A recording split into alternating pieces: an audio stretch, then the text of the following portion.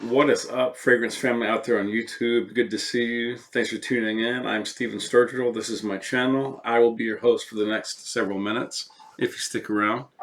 Guys, today we're looking at this fabulous scent. This is Creed Royal Oud.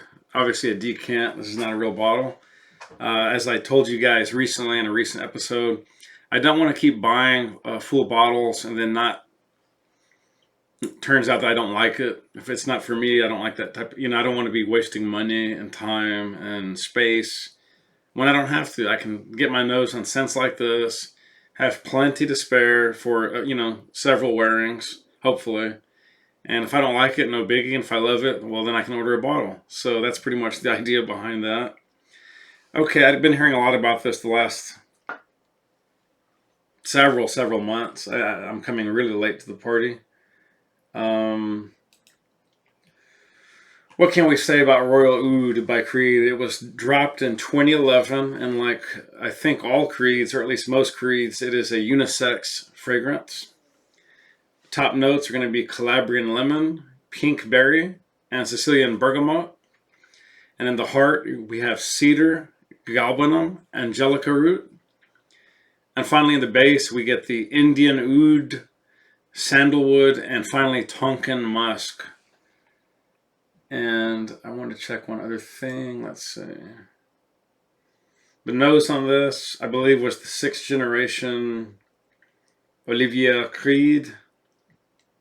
Or Creed, however you say it.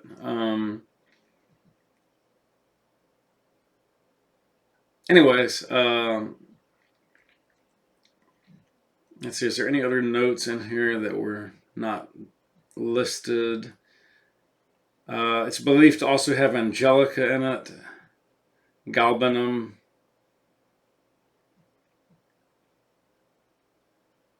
and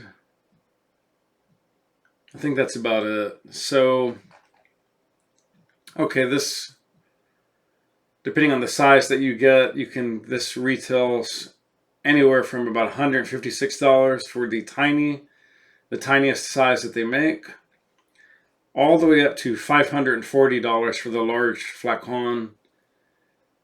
And I think the average large size you can get online for an average of around between $230 and $290, let's say, for the standard large variant.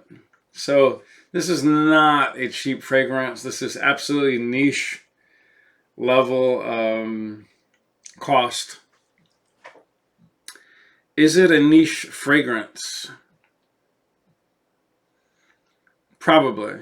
A little tricky to say, and it's actually kind of irrelevant because modern designers slash niche fragrances, they're trying to dabble and get part of that niche pie, and so those fragrances are going to be costing more, and they're definitely trying to gear themselves towards the niche audience, niche market. Creed is not a true niche,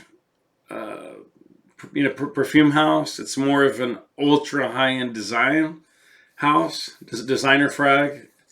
But you could very justifiably argue that their quality and their overall approach is pretty much hand in hand with most niche houses. Maybe not as avant-garde, but that's neither here nor there. That comes down to a nose and down to a person's individual taste and how you want to strategize. But Creed is definitely uber high quality, extremely refined blends. And let's put something to bed right now if we can, guys. There's a lot of people out there that are bagging on all of the design companies that don't use natural ingredients, right? Like organics and naturals. What is it, like the famous lady that she came out with? I think it's something like black vanilla or something like that. It's been seen all over QVC and those different networks. And she flies in. She has her organic vanilla beans harvested in Hawaii, and then those are shipped over, and then she blends everything. Like, I think personally, she bottles everything personally and ships it. The thing is, though, if you're going to sell mass market frags internationally, that means you have to join.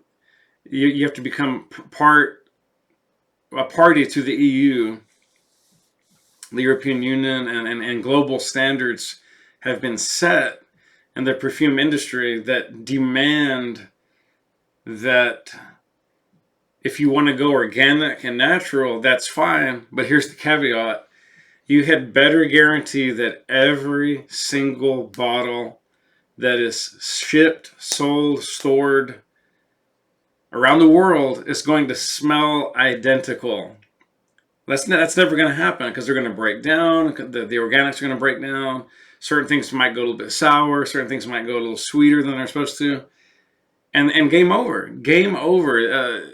There is no company on this planet that's going to ever win that war or that battle even. So what we are left with, guys, is clearly synthetics across the board. High and low, you're going to get synthetics. What people refer to in cheapy frags and frags that don't smell good or fragrances that smell cheap, they often say, well, it smells too synthetic. What they're really complaining about, I'll be honest, they're all synthetic except for the true naturals, which are small batch, and those are not legal for exportation or importation in many, many countries around the world. Not going to happen. You can buy them there, but you can't export them. I think, not even sure if you're legally allowed to take them out of the country, in fact, but at any rate, what separates a master perfume blender and a great fragrance from a cheapy, let's say, drugstore cologne, right? An eau de toilette that costs $10 in your local CVS or pharmacy or wherever it is that you can buy that kind of really cheap barbershop type fragrances. It's really the degree of master blending in which you are apportioning expert level amounts of these chemicals and these fragrance essences, balancing those components, whether it's 3 notes, whether it's 60, just 8 big mill.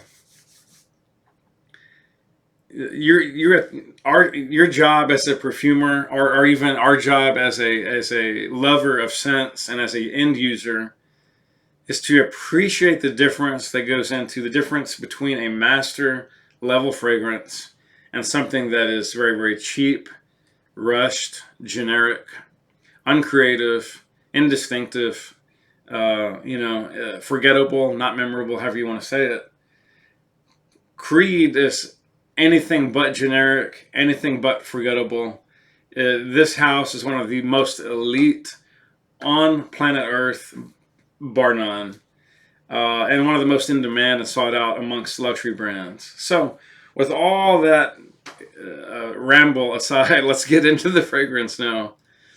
So, I'll just spray here. And I wore this the other day, and it's funny. The opening has a little funkiness that reminds me of like dirty musk and like just a little tiny bit of pickle juice. Where a little bit of the rind and the vinegar, but maybe not uber fresh, but like that's dried out a little bit, but you still get some of that. It's hard to describe, but that vapes off after about the first, 4 to 8 minutes. That kind of starts dying down very rapidly. And then the nose is still getting this sandalwood, that Tonkin musk is coming up with the galbanum, the angelic root combining with the cedar. It definitely has a very cedary note coming off the top. Pink berry and lemon, the bergamot is kind of that lime, freshy type citrus smell. And again, I don't know why some people say they don't get oud. I'm definitely getting oud here, guys. I'm definitely getting it's regal Indian oud. But keep in mind, it's blended so expertly between the sandalwood and the Tonkin musk, along with the cedar, galbanum, angelic root. There may be something else in there I forgot. Let's see.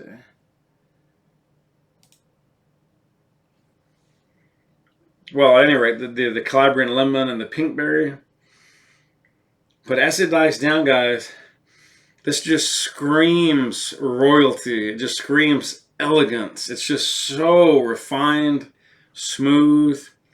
It's spicy, but not too spicy. It's oody, but it's not just oud. It's all these other things combining into this very unique, almost a spicy aromatic with a hint of the fougere and almost a hint of something herbaceous. It's almost like a little herbal note, probably coming from the angelica, mixing with the oud and the musk and sandalwood and cedar and the galbanum.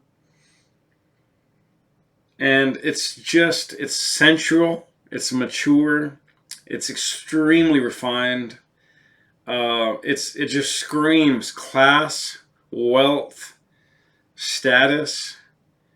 It's sexy, but not in a how can I say, not in an obscene way, not in a extremely youthful person sort of. I'll tell it to you this way: if this were a woman, she would not be 21, wearing like a thong and like a two-piece something or other with like a mini, and then 6-inch pumps going to the dance club. This is not that kind of sexy. This is more like 40-year-old woman. Think Halle Berry, Salma Hayek, Catherine Zeta-Jones, who I think's in her 50s now. Very sophisticated, yes, very beautiful, yes, very sexy, but a nice, mature dress on, but yet it is form-fitting. It's not revealing too much, but it's revealing enough to definitely get the visual appeal going. That's what kind of sexy Royal Oud by Creed is. Or if it were a man, it might be the Dwayne Johnson, The Rock, and like a two-piece Armani, a modern cut, open spread collar, pocket chiff over here, and just very form-fitting. Or Ryan Reynolds, maybe. Pick whoever you like, whoever you think is attractive and good-looking out there. There's a lot. We all have our favorite actors. Shah Rukh Khan comes to mind, the great Shah Rukh Khan. What's the newer actor from Bollywood? Is it Ranjiv? He's got kind of the slightly big nose and the mustache. Extremely good looking. A body to kill for. He's been in like several Bollywood epics. I used to know his name so well, I can't think of it right now. At any rate, that's neither here nor there. This is a sexy, mature, sophisticated, royal scent. It just is. It's just game over, guys. I tell you what, if you want to smell fantastic and you want to get your nose wet with some really fantastic oud, and you're don't wait. Order you a decant or a smaller sample size. Get your nose on this, guys. It is flabbergastingly awesome. It is royal. With that, we're going to wrap it. I think I've gone a little bit over time. I apologize for that ramble, but that's just sometimes how I flow. I will see you next time, guys. Thanks for joining me here. If you like, subscribe, click the bell for future updates. Spray often, spray well. Live life on your terms and not someone else's. Love you guys. I'm out. Peace.